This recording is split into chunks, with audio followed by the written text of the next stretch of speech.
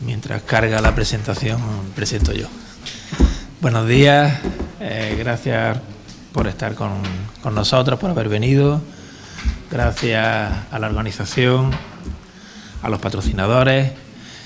Y yo no soy tan fiel al evento como Casimiro, es la primera vez que vengo, pero en fin, encantado. Me encuentro prácticamente en familia porque mucha gente de la que hay aquí las conozco por las relaciones que tenemos con las cosas que tienen que ver con las enfermedades raras. Ya ha dicho el director general Jesús Cañabate que nosotros llevamos el plan de enfermedades raras y también el sistema de información. Entonces, con la gente, por ejemplo, de genética tenemos bastante relación. Hablando de genética, me toca iniciar la ronda. ¿Perdón? ¿El teclado no va?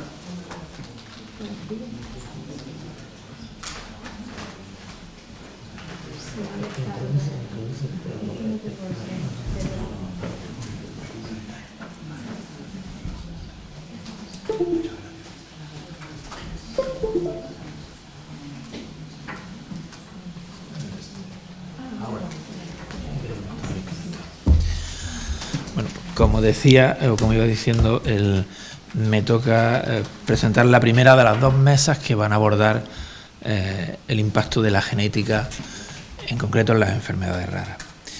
La genética probablemente sea uno de los campos científicos que en los últimos años ha aportado una cantidad ingente de conocimientos y de novedades.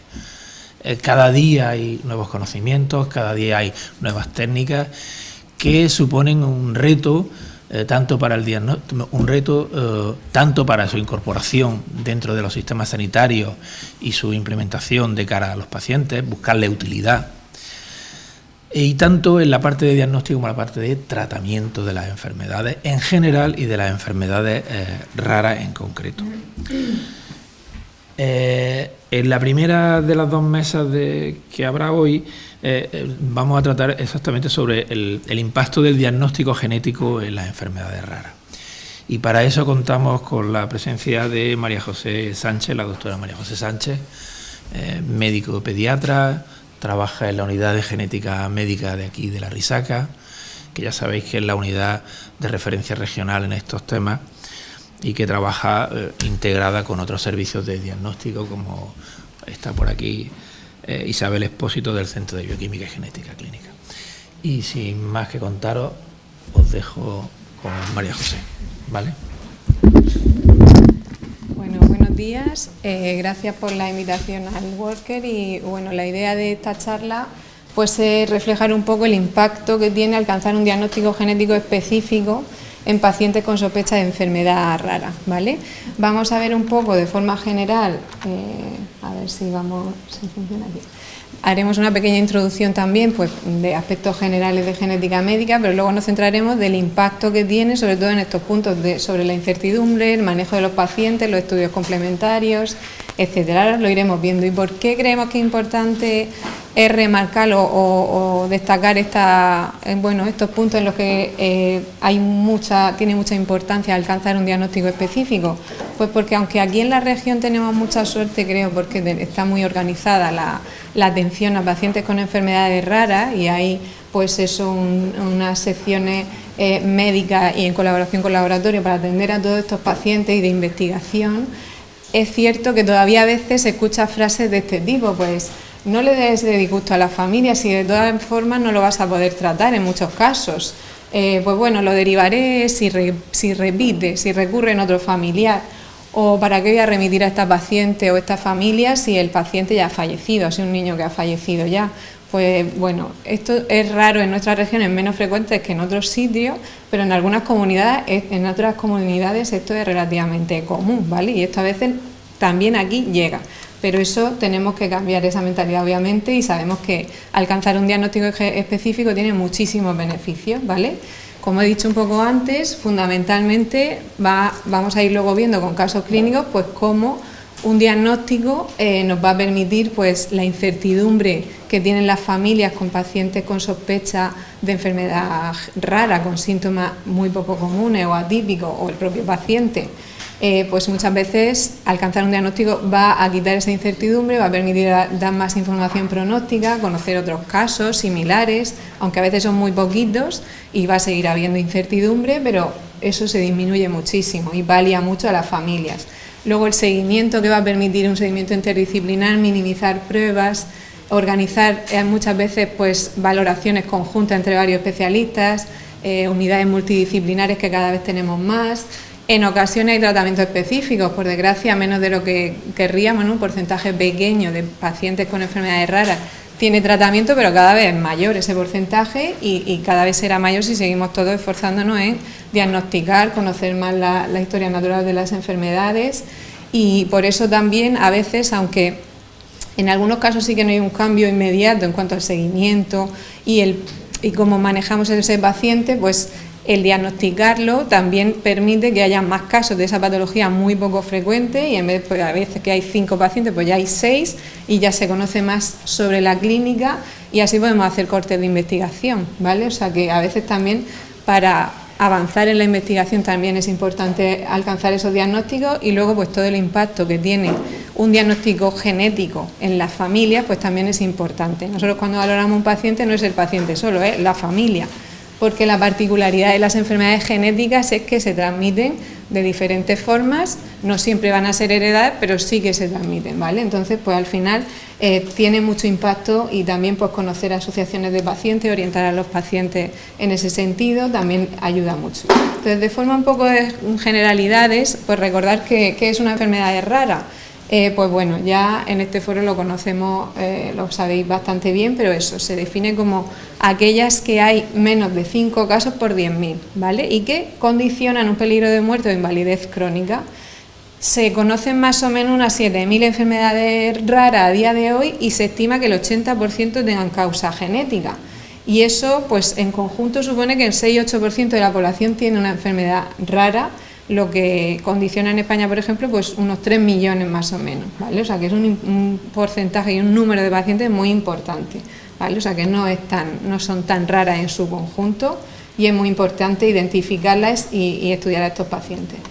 Esto también insistimos un poco siempre, que es una enfermedad genética, no siempre es heredada, ¿vale? Las familias muchas veces dicen, pero si no hay nadie en la familia, si no tengo ningún antecedente de nada parecido.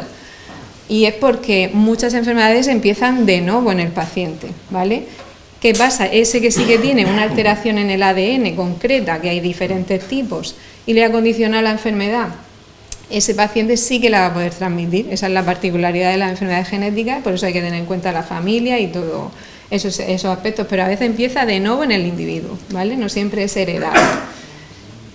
De aspectos generales, igual, pues el genoma humano, para también situarnos un poco en cuanto a la dificultad de alcanzar a veces los diagnósticos, pues el genoma humano es el material genético completo del individuo que está contenido en los cromosomas, ¿no? 46 cromosomas, 23 del padre y 23 de la madre, y se conocen pues más de 20.000 genes. A día de hoy, esos 20.000 genes, que serían las regiones codificantes, ¿no? Pues constituye el 2-3% del genoma. Luego aparte está el ADN mitocondrial, y de esos 20.000 genes conocemos más o menos lo que produce o que se asocian a la enfermedad unos 7.000, 8.000, o sea que todavía quedará por descubrir pues muchos genes asociados a patologías que todavía a día de hoy que no conocemos, y no lo podemos identificar si no los conocemos. Aparte, esos genes tienen una estructura que también conocemos, ¿no? Pues de exones e intrones, hay zonas que codifican y otras que no, y que es de ese 2-3%, ¿no? Y ahí, con las pruebas que luego se verán, un poco las herramientas que tenemos para diagnosticar, a día de hoy en clínica generalmente se estudia las regiones codificantes, o sea que también esas zonas intrónicas, esas zonas que no son los genes, pues todo eso también evolutivamente se descubrirá que alteraciones en esas regiones también dan enfermedades, y a día de hoy pues todavía muchos no lo podremos detectar, aunque cada vez se describen más cosas, más alteraciones en esas regiones que pueden dar enfermedades. De forma general, ¿cuándo vamos a sospechar una enfermedad genética?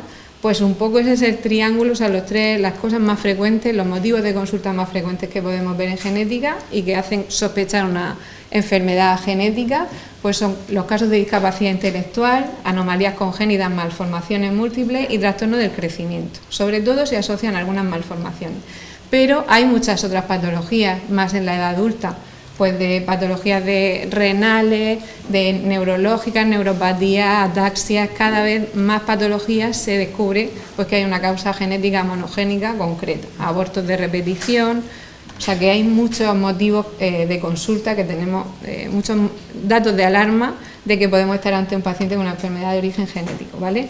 Entonces, por revisar un poquito, pues esos son los motivos de consulta más frecuentes en una consulta de genética médica, cuando hay antecedentes de algún familiar con una enfermedad, para asesoramiento genético. En las gestantes, se valoran muchas gestantes en las que se ha detectado malformaciones en el feto, para intentar alcanzar un diagnóstico, y cada vez se alcanzan más diagnósticos de forma prenatal muy precoces. Y luego, pues siempre que hay un diagnóstico genético, el asesoramiento de esa parte familiar pues es muy importante. Siempre hay que hacer una confirmación molecular, ¿vale? Eso sí que es importante, y de cara a otros profesionales que no estamos, los que estamos en genética, sí que tenemos clarísimo pues que es importante alcanzar ese diagnóstico, hacer los estudios moleculares, pero claro, a veces hay pacientes pues que tienen su diagnóstico clínico, pues como la neurofibromatosis tiene sus criterios clínicos, tiene el paciente su diagnóstico clínico, realmente este paciente, para el seguimiento, su tratamiento, etcétera, ya tiene el diagnóstico, ¿vale? Tiene ese diagnóstico, pero es un diagnóstico clínico. Si no sabemos la mutación concreta que lo ha condicionado, la parte de asesoramiento familiar, opciones reproductivas, evitar la transmisión, eso no se lo podemos ofrecer, necesitamos saber la alteración, ¿vale? Por lo que siempre hay que tener identificado y confirmado el caso índice con la sospecha de enfermedad genética, con su diagnóstico genético, ¿vale?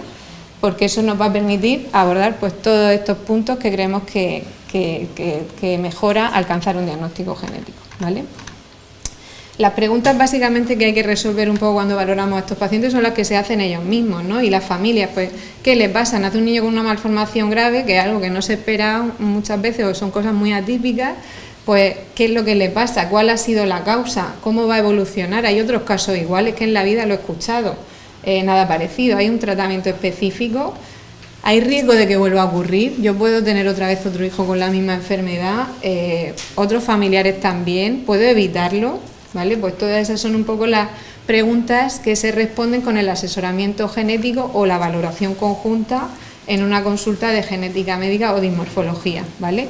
Pues se hace su historia clínica, se valora al paciente y ya pues se deciden qué estudios hay que solicitar, y siempre en colaboración pues con los equipos de molecular y de laboratorio, pues ya con los resultados pues se completa la valoración y se informa de todo el pronóstico, etcétera.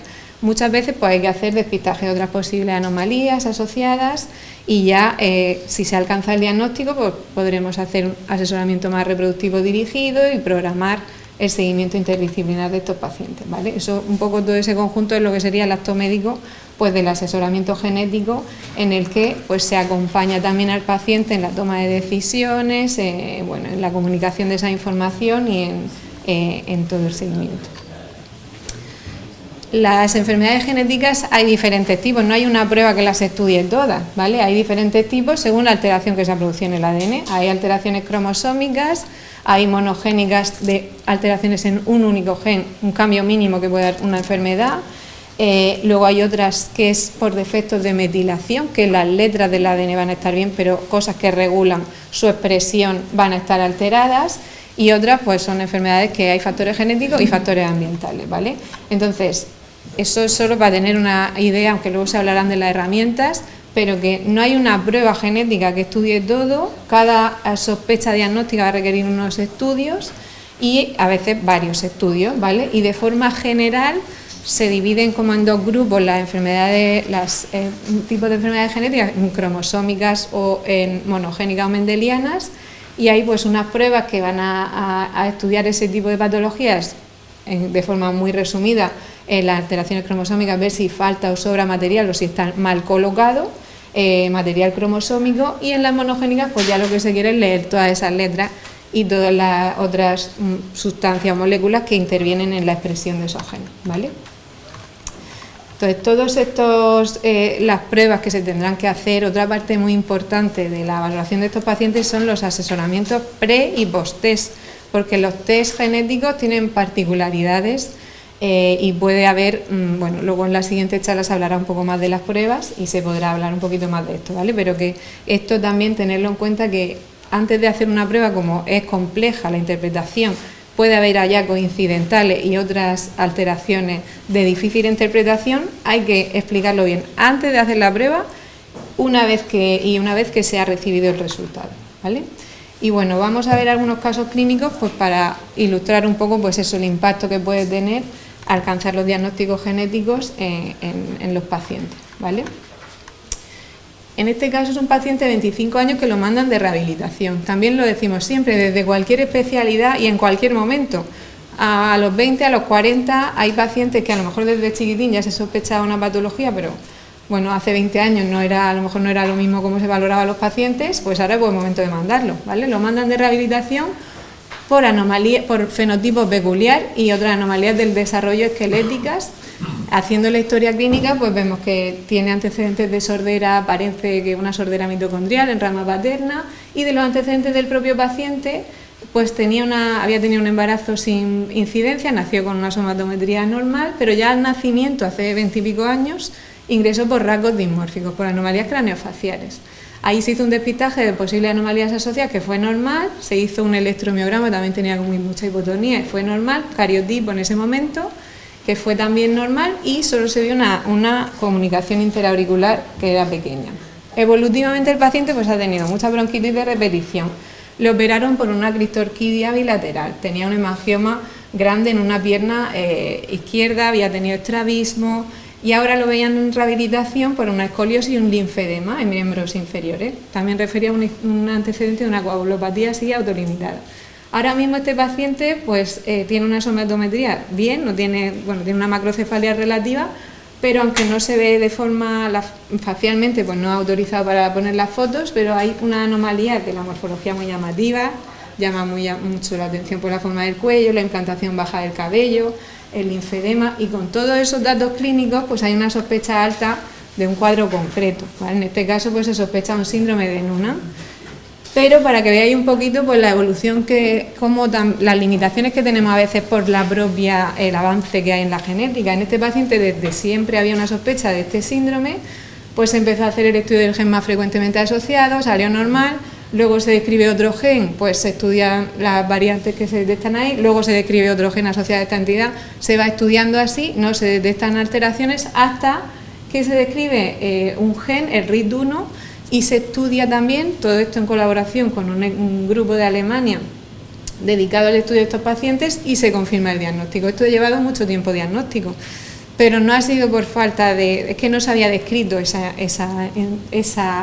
gen, ¿no?, asociado a la patología, pues por eso a los pacientes hay que seguirlo, no se ha encontrado nada y darle el alta, hay que seguirlo con su seguimiento porque eso sigue teniendo ese diagnóstico clínico. En este caso, aunque ha sido muy largo, pues el paciente tiene un diagnóstico de confirmación, y a nivel para él ha sido muy importante porque él ha tenido muchos problemas también de autoestima y en muchos sentidos, y él no quería transmitir esta enfermedad a la descendencia.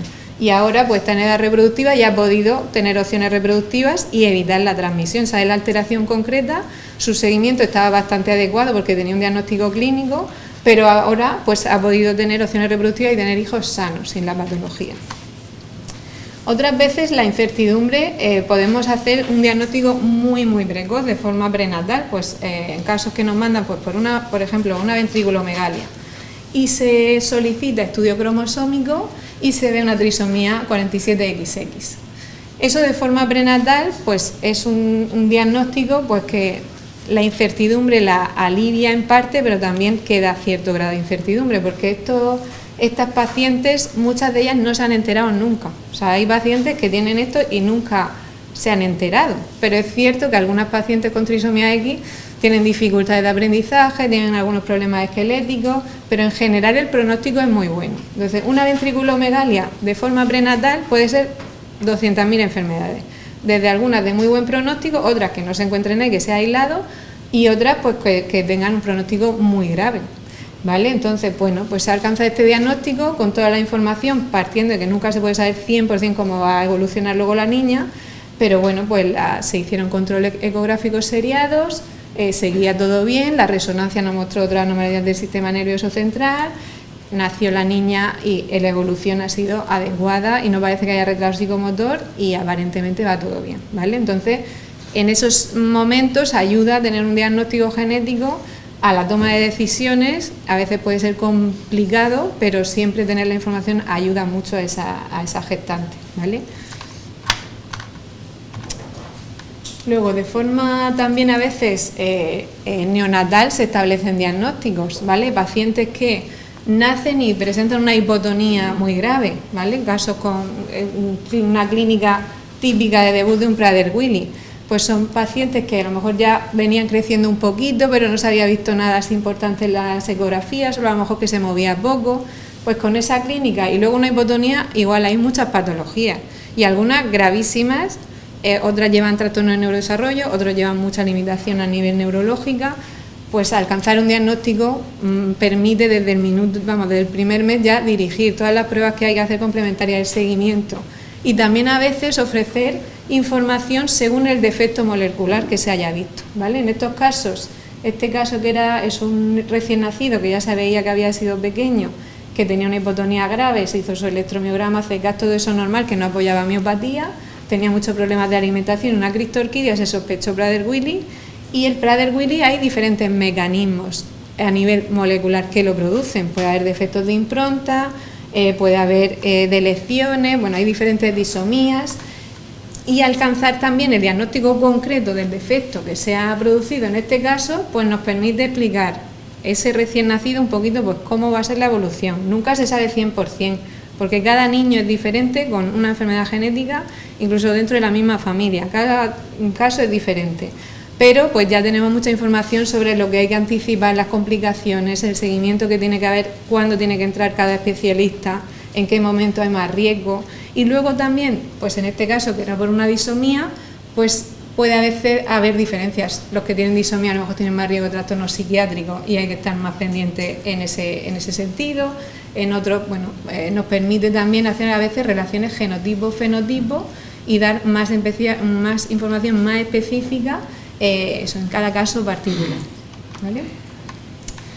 Y en cuanto a la incertidumbre, también quería un pequeño apartado para los casos sin diagnóstico, porque, bueno, por desgracia todavía los casos sin diagnóstico son en torno al 50% de los pacientes con discapacidad o anomalías congénitas en los que hay una alta sospecha de que haya una enfermedad genética, un origen genético, y que en estos pacientes pues no es que no haya nada que hacer, o sea que en los pacientes sin diagnóstico realmente es verdad que no podemos decirles qué es lo que ha pasado exactamente, qué es lo que se ha producido, y si se puede evitar la transmisión, muchas veces ahí no podemos, desde luego, ofrecer opciones reproductivas.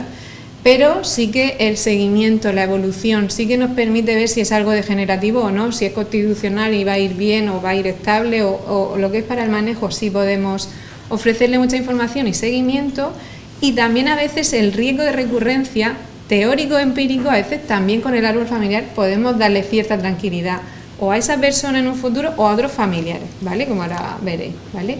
También que estos pacientes tenemos que codificarlos e identificarlos para que haya ahora mismo un código ORFA para pacientes que tienen un trastorno raro, sin un diagnóstico determinado tras una investigación completa, porque al final estos pacientes también, pues luego los tenemos localizados para poder incluirlos en proyectos de investigación de genoma, de metiloma, de otros estudios que se hacen en investigación y que no podemos hacer en la clínica. Y así poco a poco vamos aumentando ese porcentaje de pacientes con diagnóstico y mejorando pues todo su seguimiento. Entonces, también siempre le explicamos a los pacientes que a veces alcanzar un diagnóstico, la expresividad es tan variable en una misma enfermedad que hay algunos casos sin diagnóstico que aunque no tengamos esa alteración concreta, sí que tenemos un poco la idea de cómo van a evolucionar, ¿vale? O sea, que clínicamente le podemos dar también cierta información. Y el tratamiento de complicaciones o multidisciplinar, pues lo organizamos en función de cómo va el paciente. Entonces, sí que es importante la revaloración. Por eso, casos sin diagnóstico que a lo mejor se da un tiempo de margen de un par de años de alta, pues normalmente 2 o 3 años hay que volverlo a valorar. O incluso antes, por el avance continuo en el campo del diagnóstico genético y la descripción de nuevos genes, ¿vale?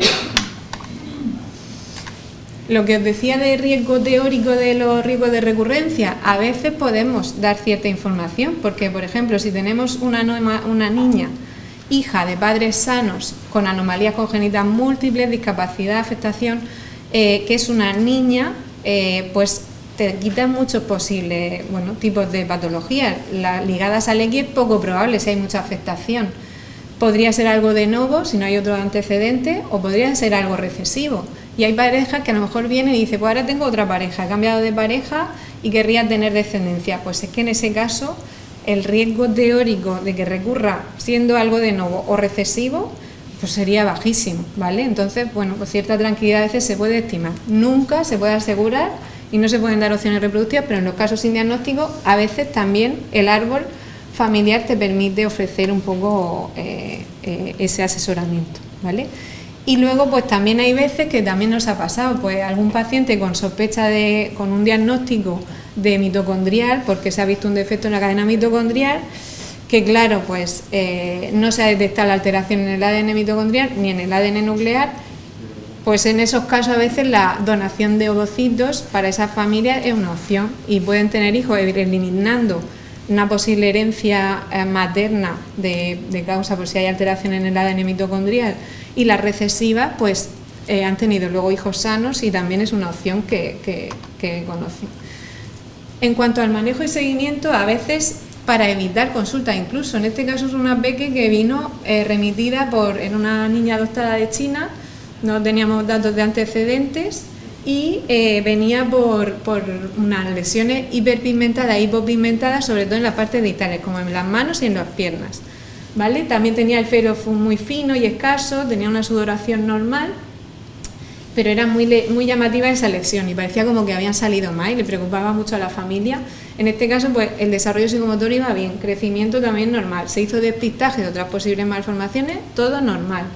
Se planteó, revisando un poco la literatura, que había unos cuadros de discromatosis hereditaria que eran más frecuentes en población china y que, aunque pareciera era algo muy localizado, que podía, yo qué sé, a veces sugerir un mosaico o algo, se debía a alteración en un gen concreto, era de herencia dominante, y es que no asocia nada más. O sea, no, es una cosa que tiene muy buen pronóstico, que solo da esas lesiones, y esta paciente pues ya tiene ese diagnóstico y se dio de alta y tiene solo que tener un poquito más de cuidado a nivel de las lesiones hipopigmentadas, pues que protegerse con crema solar, etcétera, pero que no tiene otros problemas añadidos como otras entidades que pueden llevar lesiones hipopigmentadas, hiperpigmentadas, que asocian riesgo tumoral y otros problemas que hay que tener un poco en el diagnóstico diferencial, que en este caso pues se descartaron. O sea que a veces también permite eso, pues informar sobre la patología, dar de alta y que tenga pues una vida normal, ¿vale?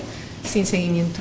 En otros casos, como en esta paciente, pues es un poco lo contrario. A veces una niña muy pequeñita que la mandan por macrocefalia, una macrocefalia muy llamativa, con 4,7 desviaciones estándar, a nivel de desarrollo psicomotor va perfecta, de crecimiento pues va bien, va un poco justa pero bien, y luego también había tenido, pues la habían operado por una hipertrofia adenoide con muchas infecciones o problemas de audición, una hernia inguinal, había tenido 2 lipomas y manchas café con leche. Entonces se sospechaba que pudiera haber alteración en el gen PTEN, se hizo el estudio y se confirmó este diagnóstico en Banaya-Enrile y Rubalcaba. ¿Qué problema hay? Pues esta es una peque que tenía 4 o 5 años en ese momento, de 6 años, perdón, y claro, en estos niños ese diagnóstico pues ya te confiere un riesgo muy aumentado de muchos tumores y ya pues requiere un cribado y un seguimiento pues a nivel del tiroides desde el diagnóstico, porque hay un riesgo aumentado que puede aparecer en la infancia, y de otros tumores pues un riesgo muy alto de debut más tardío, pero pues ya hay que hacer pues sus cribados regulares de todo lo que necesita, de colonoscopia, de mama, etcétera, ¿vale? Pero el diagnóstico precoz permite anticiparnos a todo eso. Muchos pacientes con alteraciones en PT vienen ya con el tumor y siempre pues vas por detrás, o sea que un diagnóstico precoz siempre es bueno para planificar y anticiparlo. Este caso pues es un paciente con una macroglosia, hipercrecimiento, una hemipertrofia y onfalocele. En estos pacientes pues hay una sospecha alta de Beckwith-Wiedemann, y aquí es muy importante también establecer el diagnóstico. ¿Por qué? Porque igual que en el Prader-Willi hay diferentes mecanismos que producen este síndrome, y algunos de ellos, el más frecuente, no asocia riesgo aumentado de desarrollo tumoral. Así que, bueno, si se detecta esa alteración, los pacientes no requieren un seguimiento periódico por un riesgo aumentado que pueden tener el resto de pacientes. pero si hay otros defectos o no se encuentra la causa, sí que requieren un seguimiento cada 3-4 meses con ecografía, ¿vale? Entonces, igual, establecer el diagnóstico y en concreto la variante concreta, pues nos permite también para el asesoramiento, que no tiene nada que ver el riesgo de recurrencia en defectos de impronta que en defectos en un gen o en deleciones o disomías, para explicar todo eso a la familia y también para el seguimiento, ¿vale? O sea que tiene mucho impacto en algunos pacientes. Luego, como hemos dicho, pues de tratamiento, pues hay tratamientos específicos, pues no hay muchísimos, pero sí que pues en algunos casos que tratamos, que sí que podemos tratar. Pues nuestro génesis imperfecta está indicado el zoledrónico IV, que lo administramos cada 6 meses. Algunos casos de talla baja conviene estudiarlos porque algunos son candidatos y mejoran con hormona de crecimiento y otros no. Los casos pues, de acondroplasia, ahora con el bosoritis y otras muchas enfermedades que cada vez pues también va habiendo tratamiento, el Bardet-Biedl para la obesidad, el Duchenne, AME, bueno, pues eso también está ahí, cada vez hay más opciones terapéuticas, aparte del tratamiento sintomático y del seguimiento interdisciplinar, multidisciplinar de los pacientes, ¿vale? Y luego, pues al final, un poco también lo que hemos dicho, que este avance, que sí que es verdad que es muy grande, está siendo en los últimos años en el diagnóstico de las enfermedades poco prevalentes, pues lo que está permitiendo es conocer mejor la historia natural de algunas de las enfermedades, que es lo inicial para poder luego plantear tratamientos específicos. Si no tenemos un buen conocimiento de por qué se produce la patología y pacientes para ver también cómo puede evolucionar, pues es difícil que los tratamientos vayan tan rápido, ¿no? Eso es lo que un poco limita. Cuantas más cohortes tengamos más amplias y más pacientes se diagnostiquen y haya colaboración siempre toda la posible nacional e internacional, pues podemos así cada vez pues conocer mejor las patologías, la historia natural, incluir a pacientes en ensayos clínicos y ofrecer pues tratamiento en un futuro. La última parte, que es asesoramiento y el impacto familiar, pues eso, esto es solo para que haya pues en el X frágil, que es una patología de las que más conocemos, ¿no? Pues el asesoramiento genético familiar es que puede muy importante. Puede haber muchas portadoras, eso asocia riesgo de algunos problemas de salud, aparte de tener niños con X frágil, que es un síndrome de discapacidad intelectual, epilepsia y trastorno autista que puede ser grave. Aparte, las portadoras pueden tener fallo ovárico precoz. Eso limita muchas veces su edad para reproducirse. Si lo saben, pueden planificar antes la gestación y aparte evitar transmitir la enfermedad. Luego, en los varones y en las mujeres puede haber también trastornos de temblor ataxia en la edad adulta. O sea, hay que explicar muchas cosas según la alteración que se vea a nivel de molecular en estos casos, sea mutación completa, premutación, etcétera. O sea que el impacto en la familia es fundamental y en algunas enfermedades más aún, como en el X frágil y en otras. Siempre alcanzar un diagnóstico en un caso, no tenemos que olvidar que de ese caso puede haber otros familiares portadores o incluso afectos, ¿vale? Algunas ligadas al X o portadores de la enfermedad recesiva.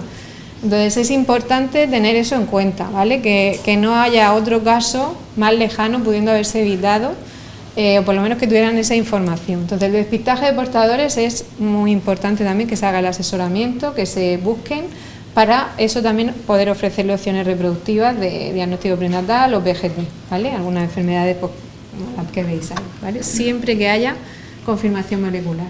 Y luego, pues eso, también, bueno, pues todas las ayudas a nivel también de la atención, en atención temprana, de rehabilitación, fisio, pues todo el soporte que estos pacientes muchos necesitan. Es cierto que esto es algo pues que eso cada vez va mejor, pero que muchas familias falta un poco de recursos a veces en este sentido, y siempre pues las asociaciones de pacientes también a veces son un recurso muy útil para ellos y tenemos que informar de todo eso, de las reuniones científicas, etcétera. Entonces, bueno, ya resumiendo y terminando, pues creo que la trascendencia del diagnóstico genético queda bastante, creo que es clara, y aquí en esta región yo creo que lo tenemos bastante claro, que actuamos sobre esa incertidumbre inicial con información, optimizando los recursos, planificando el seguimiento interdisciplinar, planteando opciones terapéuticas cuando es posible, el asesoramiento familiar, las opciones reproductivas para evitar la transmisión y bueno, un poco esta área de la genética, que es la dismorfología en los pacientes con sospecha de síndrome genético y dismorfia, es algo que a veces cuesta pues eso, a los familiares o a los padres, pues es que es un peque que tiene una cardiopatía y aparte tiene rasgos dismórficos. Y eso cuesta a veces explicar qué es, pues simplemente, pues siempre lo decimos, pues igual que el cardiólogo ve en la ecografía, ve cómo está el corazón, si la válvula mide 3, 4, lo que sea, y yo no veo nada cuando miro la ecografía, ¿no? Pues lo que es la morfología de las personas, que todos somos diferentes, sí que hay unos patrones estándar, o sea, de cómo están los ojitos separados, cómo está la estructura de la nariz, de las orejas, de todo el esqueleto, eso tiene como unos patrones estándar que algunas desviaciones nos llaman la atención y pueden ser la pista para algún diagnóstico genético, ¿vale? Entonces eso lo tenemos que describir bien, que muchas veces eso no es nada malo ni nada, pero es lo que te indica que puede haber una enfermedad concreta y qué prueba tienes que solicitar en algunos casos, ¿vale? O sea que tiene un papel importante y bueno, pues eso, ya hemos visto cuando sospechar una enfermedad genética, los rasgos particulares hay que plantearlos como otra parte que valoramos los médicos, como otros órganos que también se valoran, siempre hay que descartar que haya posibles anomalías asociadas. No hay una prueba genética que diagnostique o descarte todo, habéis visto que hay muchas patologías diferentes y muchas pruebas que solicitar. Siempre hay que confirmar genéticamente si es posible la patología para ofrecer el asesoramiento completo y plantear siempre si hay deseo reproductivo y explicar todas las opciones que hay, ¿vale? Y siempre el asesoramiento genético es algo no directivo, no es un consejo, es un asesoramiento y siempre la autonomía del paciente pues es lo que prima y nosotros somos como ayudamos o acompañamos en ese proceso. Y nada, muchas gracias por la atención.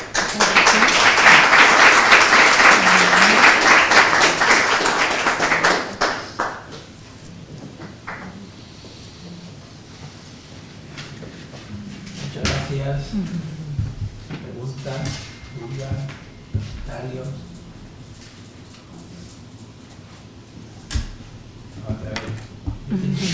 Tengo varias, pero bueno. Han dado una cifra de los casos sin diagnósticos que me ha dejado un poco perplejo, del 50%. En conjunto, he explicado en los pacientes con discapacidad intelectual y malformaciones congénitas, en sospecha de síndrome genético, normalmente debut en la infancia, más o menos están las cifras así. El diagnóstico se alcanza en un 50% juntando las causas cromosómicas y las monogénicas, aproximadamente. Y eso ha aumentado bastante en los últimos años. Y aquí en la región, aproximadamente ¿cuántos casos podrían estar en esa situación de sin diagnóstico que reúnen los criterios, por ejemplo, que da Orfanato?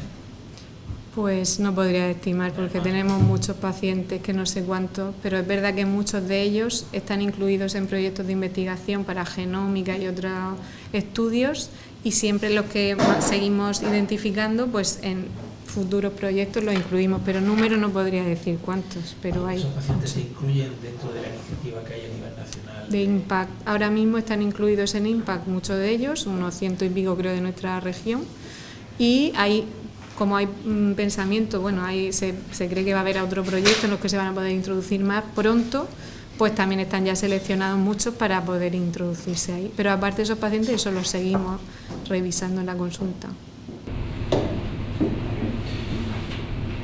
Joaquín, como habéis hablado de los porcentajes de personas sin diagnóstico y estáis los dos en la mesa, lo que me gustaría saber es si el código que a día de hoy ya ha identificado a través de Orfa para identificar a las personas sin diagnóstico, el código 616874, vosotros lo estáis utilizando ya dentro de nuestro sistema de información en enfermedades raras en la región, y en el caso de los profesionales, si podéis también ya identificar a esas personas que hay en nuestra región que se encuentran en esa situación. Pues a día de hoy no podríamos identificar a todos porque es algo que se está empezando a hacer en los últimos meses. O sea, los pacientes que están sin diagnóstico, pues cada vez todos los que vamos viendo en las revisiones pues se va incluyendo ese código, pero es cierto que hay muchos que no están todavía incluidos. Y también, bueno, decir, ¿no?, de los pacientes sin diagnóstico, los tenemos en IMPACT, en NOD, en STEA, hay varios proyectos de genoma. Nosotros podríamos estimar las cifras desde nuestra sección de genética médica. Pacientes sin diagnóstico del código Orfa, nosotros los estamos, ahora en enero creo que hará un año que estamos codificándolos, pero claro, solo los que pasan por genética médica. Lógicamente hay muchos pacientes con enfermedades raras valorados en otros lugares, ¿no? Por otros médicos especialistas, que ya no sabemos hasta cuándo está codificando o no estos pacientes, ¿no? O sea, aquí tendríamos la cohorte que pasa por la sección de genética médica. Pero que a lo mejor, si lleváis codificando ya un año, el sistema sí que debería, ¿no? Joaquín, a lo mejor... Mi pregunta iba un poco... en esa línea, ¿no? Sí. El código de la FAS se ha introducido recientemente, hace un año y pico, 2 años. Entonces, hasta que no se integra eso en la dinámica de los equipos, no se pone en marcha, pues no se captura. Nosotros, por ejemplo, ahora, de hecho, esta semana cerramos la recogida de la información de 2023. Y ya hay algún código de diagnóstico, pero no sabía decirte cuál. Pero realmente, si ellos lo han incorporado en la información de 2024, es cuando empecemos a capturar 2024, que empezaremos el 1 de enero de 2025, es cuando capturaremos esos casos y empezaremos ya a trabajar con ellos, porque es un código, una situación que hasta ahora no estábamos acostumbrados, ni en el ámbito clínico, ni en el ámbito estadístico epidemiológico como hacemos nosotros, a utilizar. Ahora mismo no hay constancia de ninguna comunidad autónoma que tengamos conocimiento de que está implementando el código. Es decir, como es reciente, o sea, por eso... No da tiempo. Pero bueno, aquí está Murcia en la vanguardia de... No, pero es importante. No, pero hay que ponerlo en valor eso, porque... De investigación de casos sin diagnóstico hay que tenerlos caracterizados para poder... Por ejemplo, la fuente de información de los pacientes que metéis en IMPACT y en otros proyectos es importante. Claro.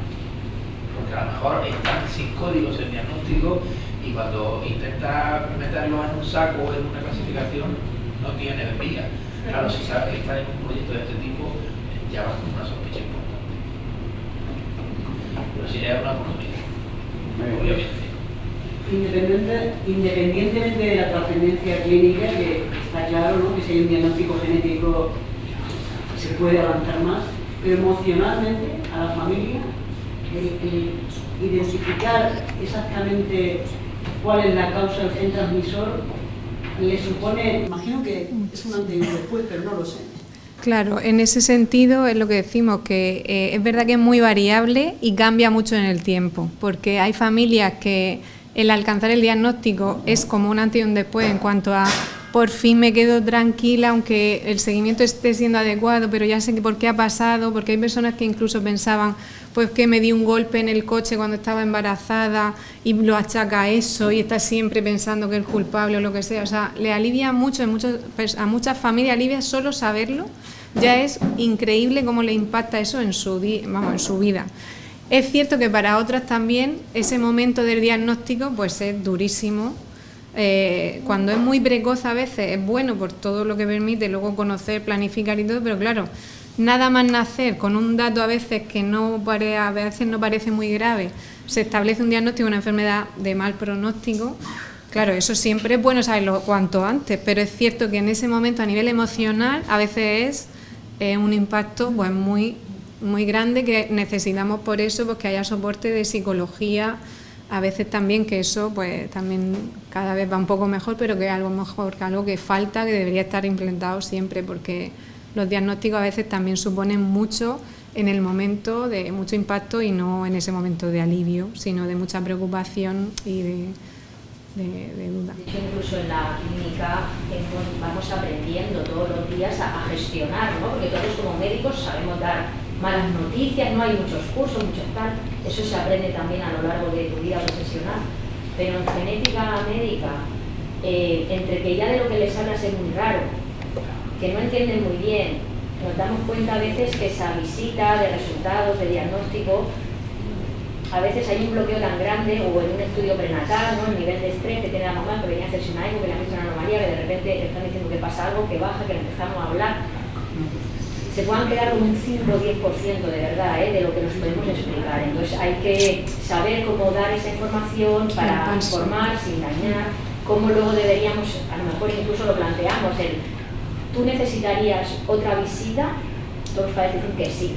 ¿Cuándo? Al día siguiente, a la semana, al mes, ¿no? Según. Es muy difícil porque al final dices, tenemos mucha tecnología, tenemos mucha sabiduría, ¿no? Todos los médicos y los laboratorios de diagnóstico genético, ya, pero vamos a hacer bien al paciente, ¿no? Todo eso a nivel emocional, lo que tú dices, no manejamos solo datos, información, sino manejamos seres vivos y humanos, ¿no? Y tenemos también, nosotras nos estamos muy sensibilizadas en la consulta en esas cosas. O sea, ¿cómo te impacta esto? ¿Cómo te has sentido? ¿Qué hubieras necesitado para recibirlo mejor? Y eso es una labor que intentamos hacer mucho en la sección también, esa parte de humanización. Que realmente a veces nos metemos en la vorágine del diagnóstico de los procesos y nos olvidamos un poco de esa familia, ¿no? Que se están llevando esa noticia. Nosotros, pero contáis en algún momento con algún psicólogo, psicólogo. Sí, claro, ahora voy a responder yo. Vale, que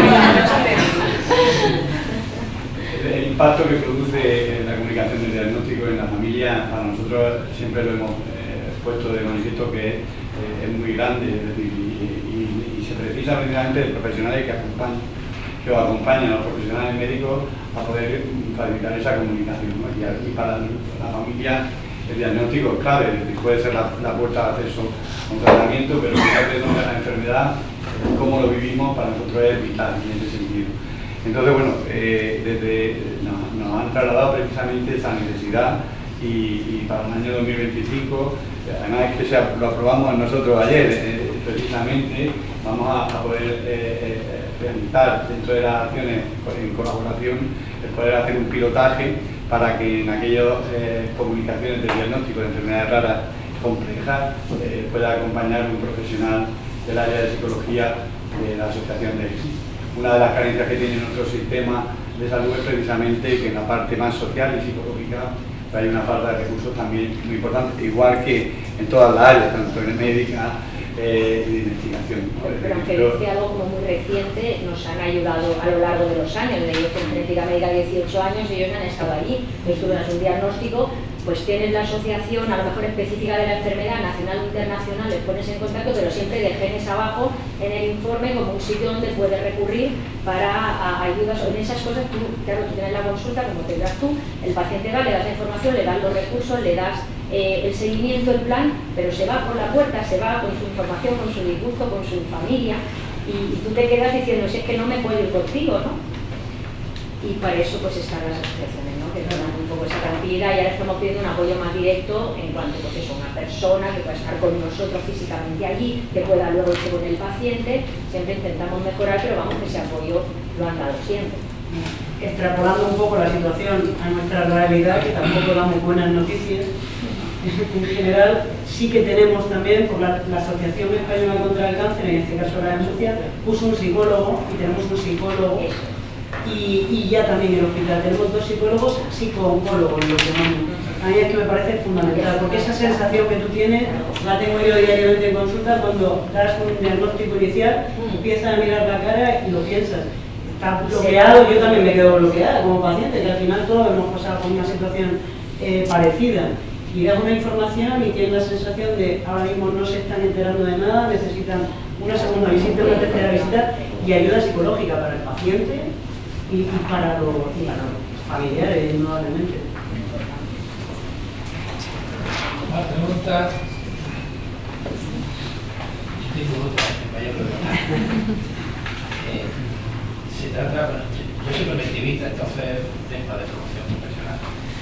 Y en este caso, en el caso de las enfermedades raras, que hay poca herramienta de prevención, si hay una que haga que la cuestión estaba del tema del micro. El asesoramiento decía que una parte fundamental de la prevención de las enfermedades raras es el asesoramiento reproductivo. Y quisiera saber un poco más, o que nos contaras cómo organizáis el asesoramiento reproductivo y sobre todo enfocado a la accesibilidad de personas de otras áreas de salud, de otros hospitales que a lo mejor no tienen el seguimiento normalmente aquí en la Risaca y puede resultarle más complejo. Pues en ese sentido no hay ningún problema en esta región porque todas las unidades materno-fetales hay reuniones periódicas con ellos, o sea que en cuanto a gestantes que aunque sean de otra área, si han tenido un antecedente de un hijo afecto de una enfermedad y desean en un embarazo ya en curso hacerse estudio prenatal para saber si está afecto o no, eso está centralizado y vienen todas a genética médica y aparte pues nos hemos organizado y hay una persona de las 6 facultativos que estamos pues lleva un busca para atención urgente de las gestantes, o sea la atención a las gestantes es inmediata, sea de Cartagena, Lorca, Yecla, donde sea, y ese mismo día nos llaman y si no puede venir ese día, para el día siguiente. O sea que la atención en gestaciones en curso en las que hay que hacer asesoramiento ahí, reproductivo o estudio prenatal, está organizado así. Y luego en las unidades de reproducción, igual, si hay pacientes que tienen que remitirnos porque se ha detectado en el cariotipo, en los estudios de reproducción por esterilidad, lo que sea, una alteración,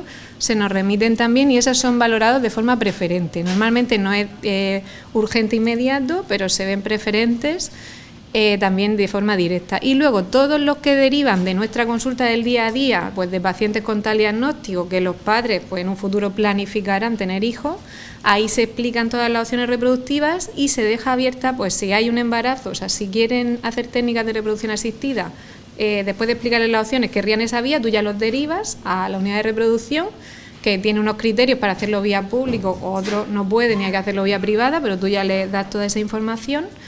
Y los que deciden que quieren quedarse gestantes de forma natural y hacer estudio prenatal, pues se les indica que en cuanto estén gestantes de 7 o 8 semanas, llaman a la consulta y le atiende esa persona que está con el busca urgente. O sea que yo creo que en ese sentido la asistencia está cubierta por todos los lados y muy rápida a todas gestantes o mujeres con deseo de gestación. Muy bien. Si no hay más nada, damos por concluida esta mesa y invitamos a los siguientes.